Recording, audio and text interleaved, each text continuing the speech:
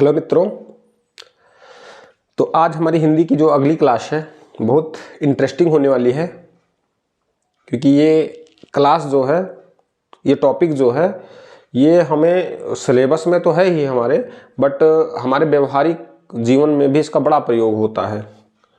अगर इस चैप्टर को आप पूरा पढ़ेंगे तो अगर आपको व्यवहारिक जीवन में इसको प्रयोग करना है तो आप देखेंगे पढ़ने के बाद ऐसा लगेगा कि मतलब हिंदी में हमने बहुत सारी चीज़ें सीखी हैं, क्योंकि इसमें विशेष रूप से ऐसे दो शब्द होंगे सेम सेम दिखने वाले और उसका अर्थ सिर्फ अलग होगा। क्योंकि इस टॉपिक का नाम क्या है? इस टॉपिक का नाम है, शायद आपको ऊपर ना दिख रहा हो, इस टॉपिक का नाम है समश्रुति भिन्नार्थक शब्द। समश्रुति भिन्नार्थक शब्द। सम मतलब होता है समान, श्रुति मतलब सुनने में, भिन्नार्थक मतलब भिन्न भिन्न अर्थों वाले शब्द। यानी कि सुनने में तो समान लेकिन भिन्न भिन्न अर्थों वाले शब्द जो है उन्हीं को कहते हैं समश्रुति भिन्नार्थक शब्द। तो उनका एक विशेष संग्रह लेकर आए हुए हैं हम, जिनमें 78 वर्ड आपको दिख रहे होंगे व्हाइट बोर्ड पर, और इतने जो हैं आप देख रहे होंगे। और कुछ बेसिक से वर्ड होते हैं जो आपको या तो पता होंगे या तो कहीं पढ़े होंगे। हमने अपने हिसाब से जो परीक्षा की दृष्टि से इम्पोर्टेंट है उनको अपने इस संग्रह में इकट्ठा किया है और आपको दिया है। अब हम एक एक करके देखते हैं। चलिए आते हैं टॉपिक पे। तो सबसे पहले जो आता है वो तो होता है शकल। शकल घरेलू उत्पाद, जीडीपी का नाम आपने सुना होगा, यानी कि ग्रॉस डोमेस्टिक प्रोडक्ट। शकल घरेलू उत्पाद, उसमें जो शकल का प्रयोग होता है यही वाला शकल है, यानी कुल या संपूर्ण। कुल या संपूर्ण,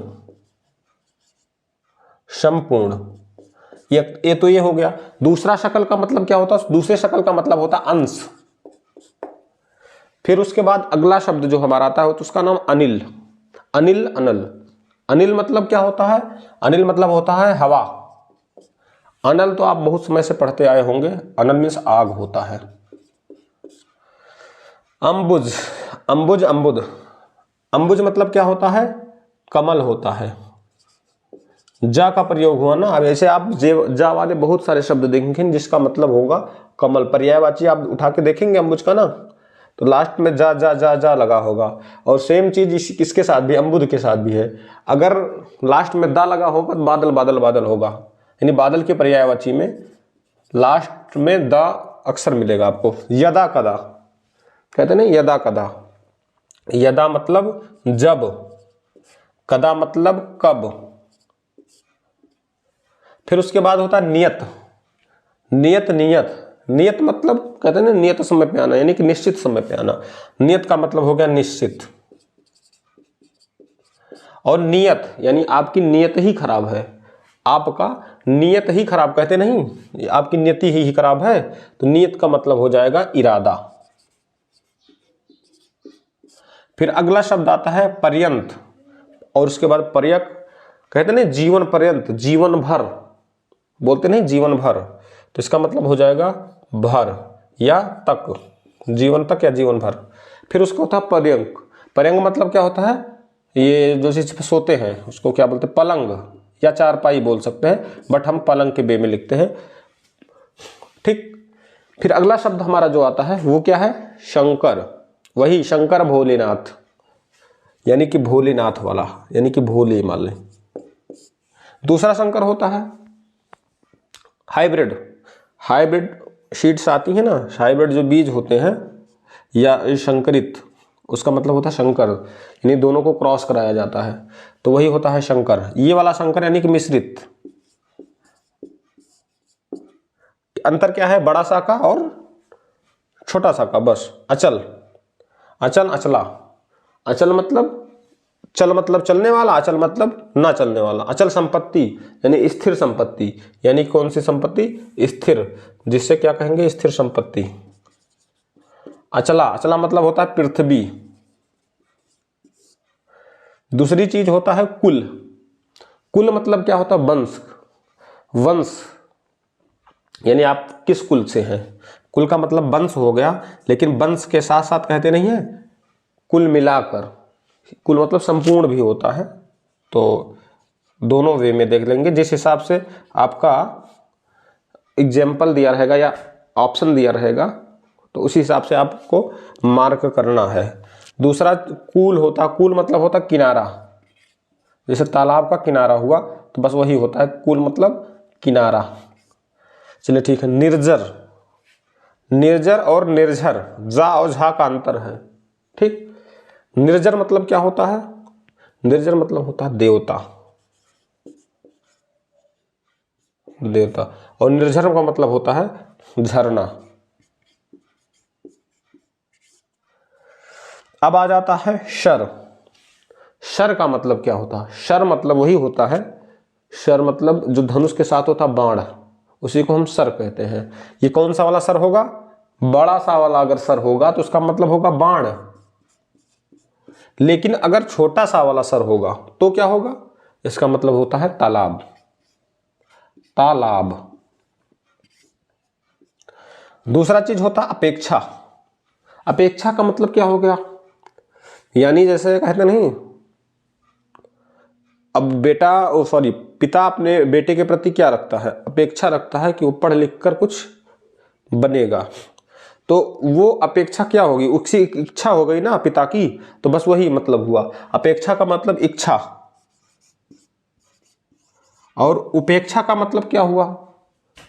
उसने उसकी उपेक्षा कर दी, यानी कि कोई आया, उनसे खटपट है दिमाग में, कोई पार्टी या जो भी कुछ था, वहां पे उनकी अवहेलना सॉरी उपेक्षा कर दी, उनको ध्यान ही नहीं दिया, कोई बैठा देख कर भी अनजान हो गए तो उनकी अवहेलना कर रहे हैं, तो इसका मतलब क्या हो गया? अवहेलना। अगला क्या है? अविराम। अगला शब्द कौन सा है? अविराम। अविराम, विराम, जैसे पहले देखेंगे अविराम में क्या है? आ लगा हुआ है, विराम में आ लगा हुआ है। विराम मतलब क्या होता है? रुकना, विराम का मतलब रुकना होता है ना। आ लगने से क्या हो गया? ना रुकना, यानी कि निरंतर चलते रहना, तो इसका मतलब क्या हो जाएगा? निरंतर। अगला क्या है? अभिराम। अभिराम मतलब होता है सुंदर। देखिए कई देवताओं के लिए भी प्रयोग किया गया है, कृष्ण भगवान के लिए भी कहा गया है अभिराम, मतलब सुंदर, इसका मतलब होता है सुंदर। अगला शब्द क्या है? आरसी। आरसी, आरसी मतलब ये छोटा सा है और एक खट्टी सा है, इसी दोनों के बीच में है। अब आरसी का मतलब क्या हो जाएगा? एक आरसी जो हो जाएगा इसका मतलब क्या हो जाएगा? शीशा, वो दर्पण वाला शीशा। और दूसरा शीशा कौन सा हो जाएगा? ओ सॉरी, दूसरा आरसी का मतलब होता है वैदिक वाणी, वैदिक वाणी, ये दोनों आरसी होते हैं। अब अगला शब्द हमारा कौन सा है? अनिष्ट। एक अनिष्ट है, एक अनिष्ट है। तो अनिष्ट मतलब टा, अनिष्ट मतलब ठा, तो ये अनिष्ट का मतलब क्या हो जाएगा? ये जो अनिष्ट है इसका मतलब क्या हो जाएगा? इसका मतलब हो जाएगा हानि।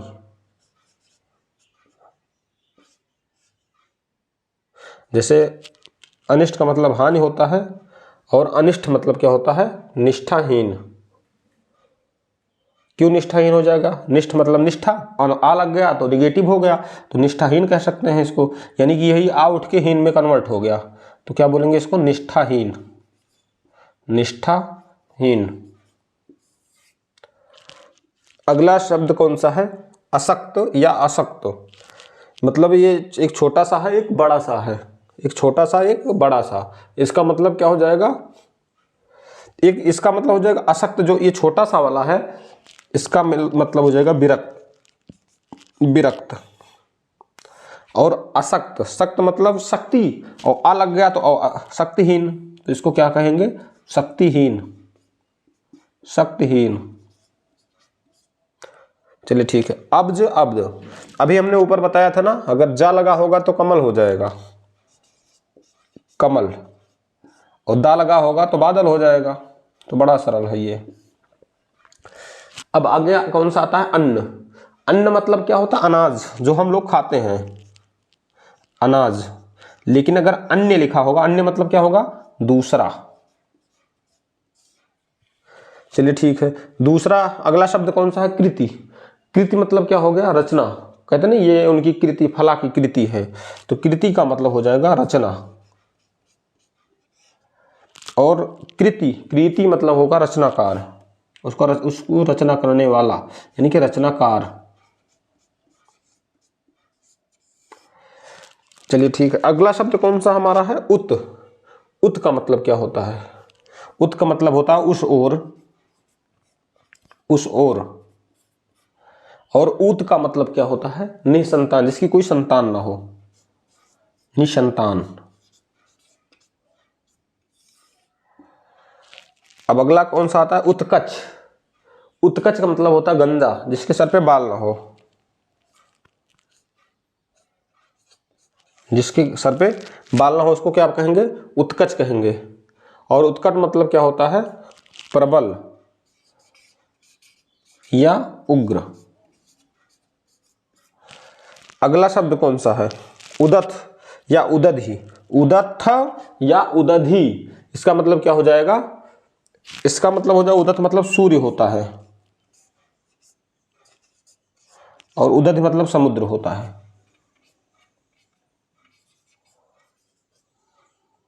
समुद्र। ठीक, इस प्रकार से इसका एक हिस्सा जो है हमारा कंप्लीट होता है। चलिए हम आगे देखते हैं।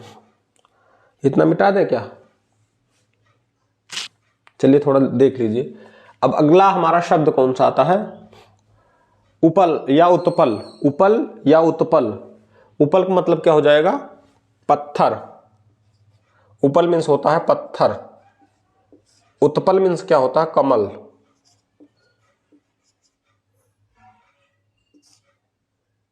उमर मीन्स क्या होता है?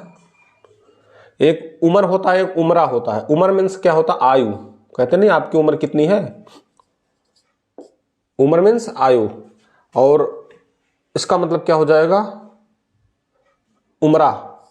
उमरा सेठ या साहूकार या धनिक के परिप्रेक्ष्य में लिया जाता है, यानी कि धनिक, जिसके पास ज्यादा धन हो, या सरदार, इस प्रकार के लोगों को उमरा कहा जाता था। अब एक आता है रिक्त या रिक। रिक्त या रिक। रिक्त का मतलब क्या होता है? यानी कि री है, आधा का है, था है। रिक्त मतलब क्या होता है? इसका मतलब होता है धन। और ऋक मतलब होता है ऋचा, वही ऋचा जो वेदों में प्रयोग की गई है, ऋचा। ये हो गया ऋचा। फिर अगला शब्द कौन सा है? ये आता है ऋत या रीति। ऋत, इसमें ता पे छोटी की मात्रा लगी है, इसमें उसको कोई मात्रा वात्रा नहीं लगी है। ऋत मतलब होता है सत्य और रीति मतलब होता है गति। गति। अगला शब्द कौन सा है? उस शब्द का नाम है कंजर। कौन सा है? कंजर। कंजर मतलब क्या होता है? आपने पर्यायवाची में शायद पढ़ा हो। कंजर मतलब होता है नीच, कंजूस, जिसके कंजूस के परिप्रेक्ष्य में इसको लिया जाता है। और कुंजर मतलब हाथी। कुंजर मतलब हाथी। फिर अगला शब्द कौन सा आता है हमारा? कदन। कदन, कदन। कदन मतलब क्या होता है? कदन मतलब होता है हिंसा।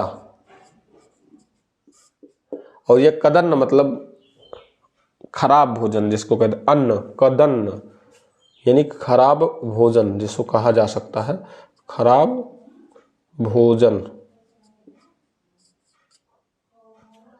करीस मतलब क्या होता है? करीस में खट्टी सा, और ये करीस बड़ा सा। इस करीस का मतलब होता है सूखा गोबर।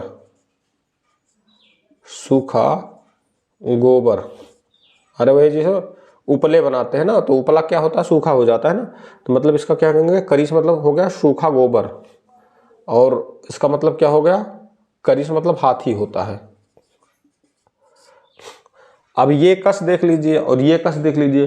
कस मतलब एक का बड़ा सा वाला कस है, एक का छोटी सा वाला, सॉरी खट्टी सा वाला कस है, और एक कस का और छोटा सा वाला। तीन प्रकार के कस होते हैं, हमने दो लिखा है। तो इसका मतलब क्या हो जाएगा?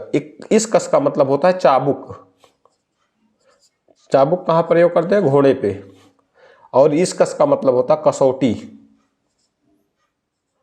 कसौटी। और वो वाला कस जो हमने लिखा नहीं है, का है, और छोटा सा, यानी कस के पकड़ना, यानी बल। उस कस का मतलब होता है बल लगाना। अगला शब्द हमारा है कलमास या कलमस। इस कलमास का मतलब क्या होता है? कलमास का मतलब होता है काला। और इस कलमस का मतलब होता है पाप। अगला 32 मतलब कांता। कांता मतलब होता है सुंदर स्त्री। क्या कह सकते हैं इसको? एक सुंदर स्त्री। कांतार मतलब क्या होता है? जंगल। कुछ, कुछ और कूच। कुछ मतलब क्या होता है? कुछ मतलब होता है स्तन। क्या होता है? स्तन। और कूच मतलब क्या करना? कहते नहीं यहां से कूच कर जाइए, यानी प्रस्थान कर जाइए। यहां पे कूच कर रहे हैं, प्रस्थान। इसका मतलब क्या होता है? प्रस्थान। सॉरी, ये प्रस्थान।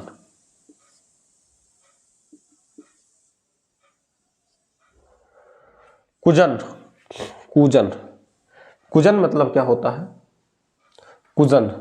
कुजन मतलब हो जाएगा इसका मतलब दुर्जन। और कूजन मतलब चहचहाना। पक्षियों की आवाज जो होती है उसको क्या कहते हैं? कूजन। पक्षियों की आवाज या चहचहाना, इसको दोनों कह सकते हैं, चहचहाना। अगला शब्द कौन सा है? कृषाण। कृषाण और कृषाणु। कृषाण कृषाणु में क्या अंतर है? कृषाण मतलब होता है वो किसान जो होते हैं उनको किसान, कृषाण भी कहा जाता है, किसान। और कृषाणु मतलब होता है आग। कृषाण मतलब आग। फिर अगला शब्द कौन सा था? कोट। कोट मतलब पहनने वाला कोट नहीं, ये कोट जो होता है इसका मतलब होता है किला। और कोटि मतलब होता है करोड़। करोड़, ये होता कोटि। अब अगला आता है कौन सा? कोश। बड़ा सा वाला है, खट्टी सा वाला है। तो एक इस कोश का मतलब होता है खजाना। इस कोश का मतलब क्या हो जाएगा? खजाना। दूसरा कोश का मतलब क्या होगा? इस कोश का मतलब, अच्छा ये जो बड़ा सा वाला, सॉरी, ये कोश जो होता है बड़ा सा वाला, इसका मतलब होता है संग्रह। और ये होता है कोश, ये कहते नहीं राजकोष। राजकोष में ये वाला कोश आता है खट्टी सा वाला, इसका मतलब हो गया खजाना। हाँ, एक कोश और आता है जिसमें छोटा सा होता है ना, उस कोश का मतलब होता है, बोलते नहीं थे इतनी कोस जमीन है, इतना कोस इनको पैदल जाना है, या 14 कोसी परिक्रमा, 5 कोसी परिक्रमा, वो वाला जो कोस होता है, वो कोस का मतलब जो लिखा नहीं है हमने, उसका मतलब दूरी होता है। ठीक 3 प्रकार के कोस होते हैं। चंट, बड़ा चंट आदमी है, वो चालाक आदमी है, चालाक। और ये चंड मतलब तीव्र। चंड मतलब तीव्र। अगला आदमी क्या, ओ सॉरी, अगला शब्द कौन सा हो जाएगा? चंपत, भाग जाना। चंपत हो गया, उसका मतलब क्या होना? गायब या भाग जाना। गायब या भाग जाना। और इस चंपक का मतलब होता है चंपा। जो चंपा का फूल होता है वही चंपा होता है, चंपक। फिर अगला शब्द कौन सा होता है? चरी। चरी या चरी। चरी, चरी का मतलब क्या हो जाएगा? चरी का मतलब होगा पशु। पशु। और चरी का मतलब हो जाएगा जासूस। चरी का मतलब जासूस, सॉरी, जासूस।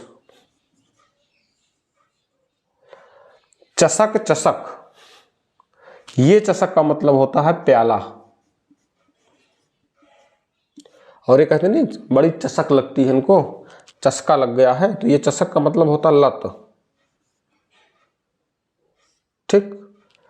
और ये छत देख रहे हैं ना आप, अगर छतरी वाला, जो छतरी होती है बरसात में यूज करते हैं, वो वाला छा रहेगा और ता रहेगा, तो उसका मतलब रूफ, यानी कि मकान के ऊपर जो छत ढकने वाला हिस्सा होता है उस छत को कहते हैं, मकान का ऊपरी हिस्सा। ठीक, ऊपरी हिस्सा, ऊपरी हिस्सा को क्या कहेंगे? छत कहेंगे। लेकिन ये छत जो दूसरा होता है ना, कहते छत बिछत। छत बिछत मतलब ये वाला छत है, इसका मतलब होता है घायल। घायल। अगला शब्द कौन सा आता है? जगत। जगत इंपॉर्टेंट है। जगत मतलब क्या होता है? जिसमें ता में यहाँ पे नीचे हलंत ना लगा हो, जिसमें हल ना लगा हो, वो वाला जगत अगर होगा तो वो वाला जगत होता है। जैसे कुआं होता है, कुआं पे थोड़ा सा ऊंचा स्थान किनारे किनारे होता है, उसको जगत बोलते हैं जो है।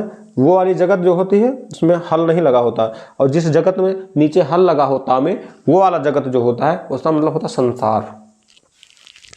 कुआं, कुआं का ऊपरी हिस्सा, कुआं का ऊपरी हिस्सा,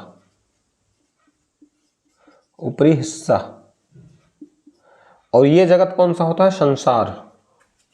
संसार, सॉरी, संसार।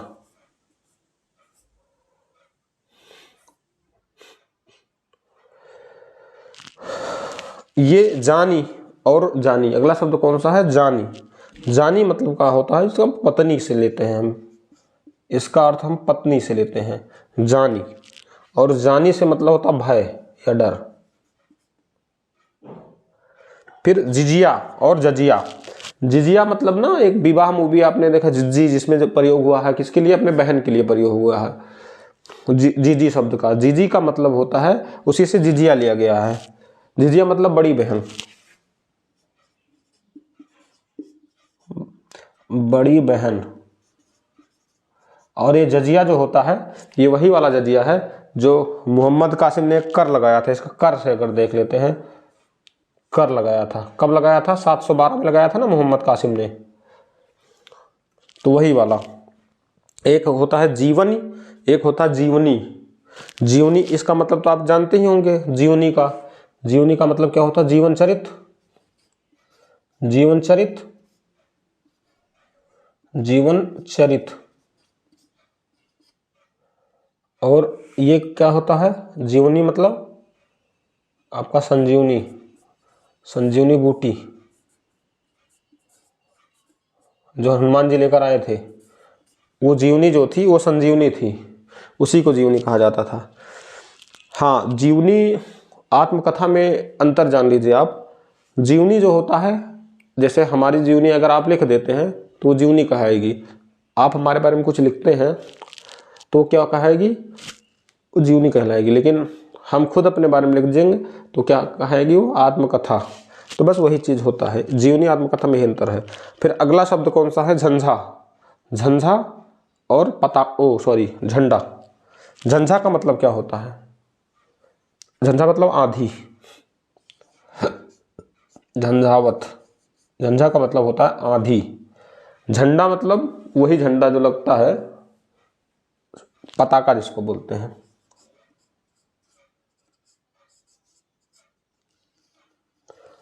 पताका, ठीक।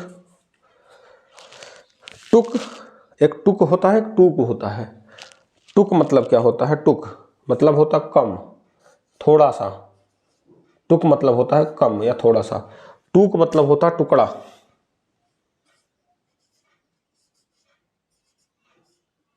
टुकड़ा। फिर अगला क्या हो जाता है? ठीका, एक ठीहा। ठीहा तो ऊंचा स्थान, आप समझ ही गए होंगे, ऊंचा स्थान, ऊंचा स्थान कोई हो।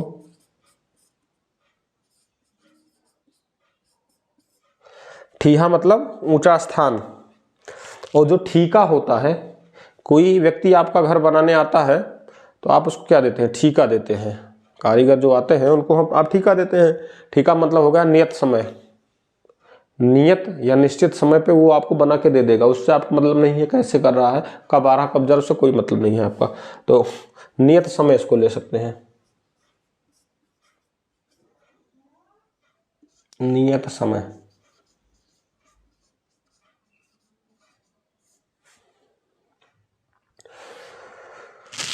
चलिए देख लीजिए आप। तो ताऊ, अगला शब्द हमारा कौन सा आ जा रहा है? ताऊ। इसको मिटा दे क्या इधर? चलिए ठीक है, आपने लिख लिया होगा तो मिटा देते हैं। स्क्रीनशॉट ले लिए होंगे या थोड़ा सा प्रीवियस करके वीडियो को स्क्रीनशॉट कर लीजिएगा आप।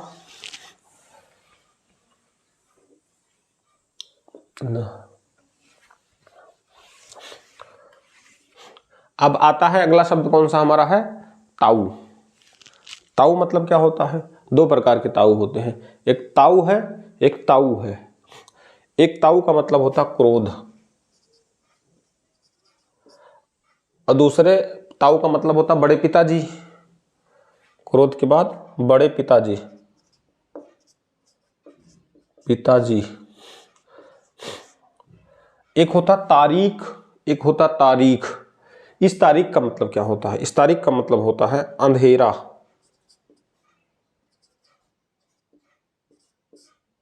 और एक तारीख का मतलब होता है दिनांक।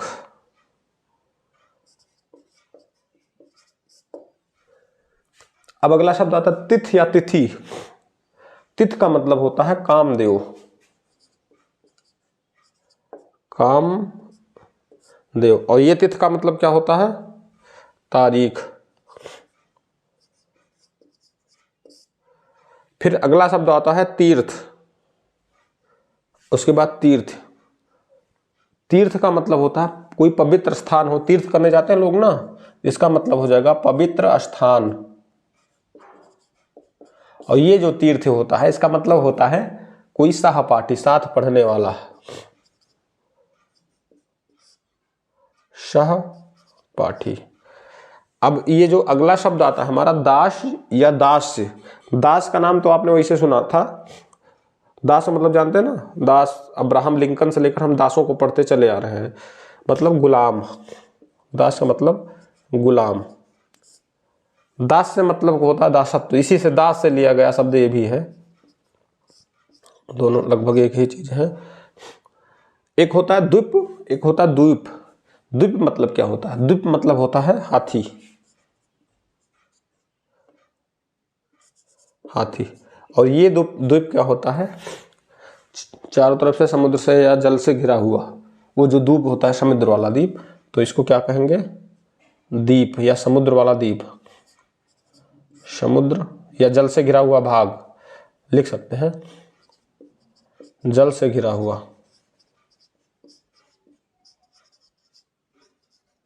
अब आ गया अगला शब्द, एक निवृत्त हो गया और एक निवृत्त हो गया। इसमें क्या क्या मतलब अंतर हो जाएगा? निवृत्त, निवृत्त में इस निवृत्त का मतलब होता ओढ़नी, यानी जिसको दुपट्टा कहते हैं, और ये निवृत्त अपने कार्यों से सुबह का निवृत्त होकर लौटा हुआ, यानी कि लौटा हुआ, इसको हम कैसे कह सकते हैं? लौटा हुआ। ठीक। अब आता है एक निहत, एक निहित। निहत का मतलब होता है मरा हुआ, मरा हुआ। और निहित मतलब क्या होता है? शामिल, कहते हैं ना उसमें निहित है वो, तो निहित मतलब शामिल। अगला आता है नीर या नीड़। नीर मतलब क्या होता है? नीर मतलब जल होता है ना, या पानी, पानी या जल। और नीड़ मतलब होता है घोंसला, चिड़ियों का नेस्ट। अगला क्या हो जाएगा हमारा? पदम। पदम मीन्स क्या होता है? पदम मीन्स होता है कमल, और पद्य मीन्स क्या होता है? कविता, वही गद्य पद्य वाला। अब अगला शब्द आता है हमारा पर्याय या पर्याय। पर्याय मतलब क्या होता है? इसका पर्याय मतलब होता है परिवर्तन, और पर्याय मतलब पर्यायवाची, पर्यायवाची। फिर अगला शब्द हमारा होता है परक। परक मतलब होता है मुक्त होना, मुक्त होना। और परख मतलब होता परीक्षा।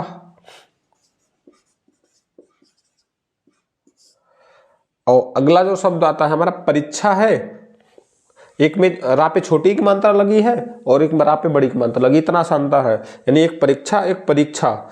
इस परीक्षा मतलब परीक्षा मतलब परीक्षा मतलब कीचड़ होता है, क्या होता है? कीचड़। और इसका मतलब क्या होता है? इस परीक्षा का मतलब जांच। तो देखिए छोटी सी मात्रा लगने से कितना डिफरेंस आ रहा। इस परीक्षा में अगर छोटी मात्रा लगाएंगे तो कीचड़ हो जाएगा, और वही परीक्षा में बड़ी मात्रा लगाने पर जांच हो जाएगा। फिर अगला शब्द कौन सा था? परिजात। परिजात मतलब उत्पन्न होता है। फिर अगला क्या होता है? परिज्ञात। परिज्ञात का मतलब होता है अच्छे से जान लेने वाला, अच्छे से जान लेने वाला। अब आता है कौन सा? फन। अब फन में क्या है? एक छोटी सी बिंदी का फर्क है, नुक्ता, नुक्ता का फर्क है। तो ये फन जो होता है इसका मतलब सर्प वाला फन। कौन सा वाला? सर्प वाला जो फन होता है, सांप वाला, ये फन होता है। लेकिन दूसरा वाला कौन सा हो जाएगा? गुण।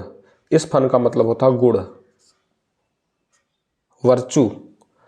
एक होता है बदी, एक होता है बदी। अंतर क्या है? छोटी और बड़ी की मात्रा का अंतर है। बदी मतलब होता है बदला,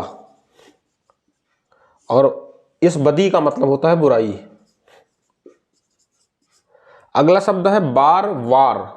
बार वार, बा मीन्स बकरी वाला बा, वा मीन्स वक। तो इसमें से अंतर क्या है? वार मीन्स होता है द्वार, और वार मीन्स होता है दिन, क्योंकि सोमवार मंगलवार, इस प्रकार से दिन। भट्ट और भट्ट, भट्ट और भट्ट, इस भट्ट का मतलब होता है जाति। वही ना, महेश भट्ट, मुकेश भट्ट, तो इसका मतलब क्या करेंगे? एक जाति है ये भट्ट, फलार भट्ट, ढेमाका भट्ट। और इस भट्ट का मतलब होता है सिपाही। ठीक। अब अगला शब्द कौन सा आता है?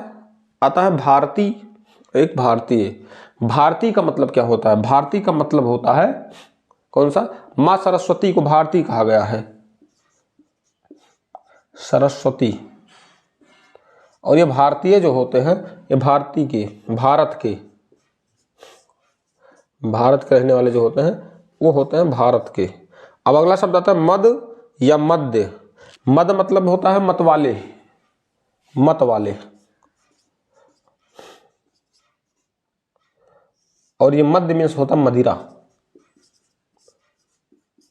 अब एक आता है मर्स, एक मर्स, बड़ा सा और खट्टी सा। इस मर्स का मतलब होता है विमर्श करना, विचार विमर्श जो होता है उसको विमर्श, विचार विमर्श वाले को क्या कहेंगे? मर्स।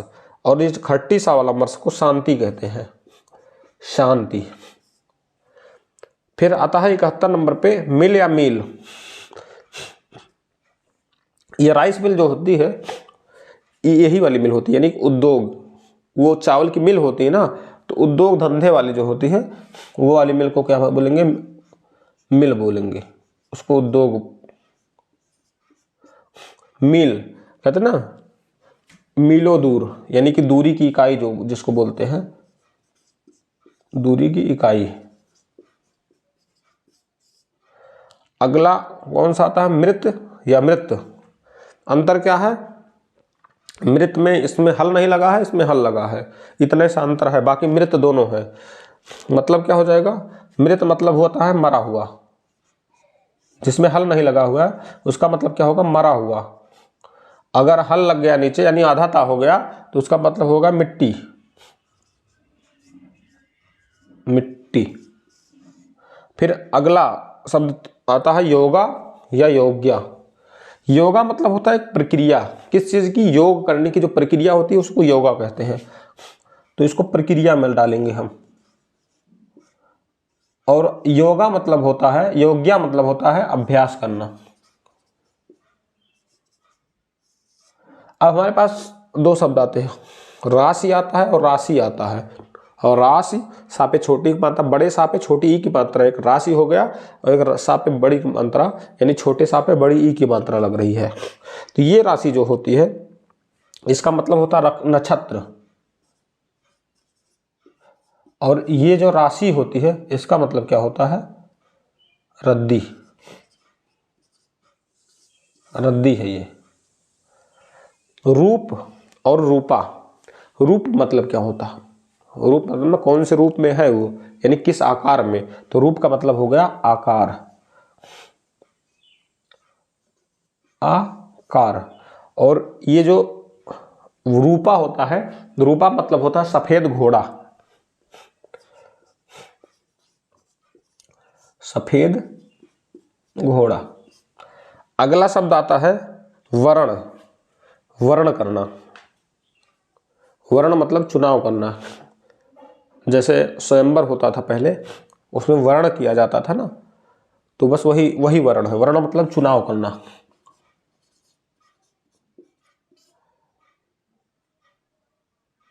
तो वारण मतलब क्या होता है? न्यौछावर।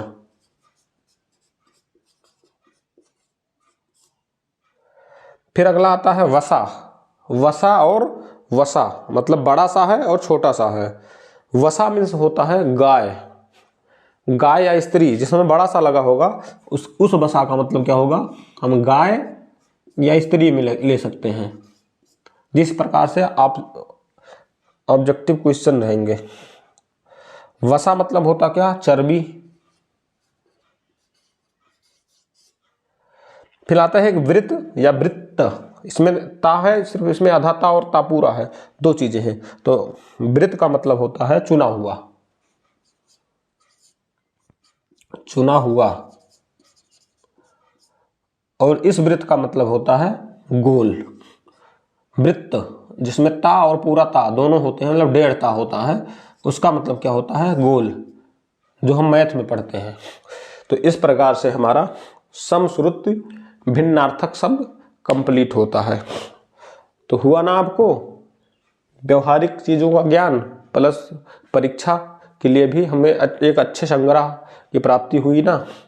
तो इस प्रकार से हम अच्छे से नोट्स बनाएंगे या स्क्रीनशॉट करेंगे और इनको याद करेंगे, देखेंगे। आप एग्ज़ाम देंगे तो फिर आपको खुद ही पता चलेगा कि ये संग्रह कितना अच्छा था। धन्यवाद।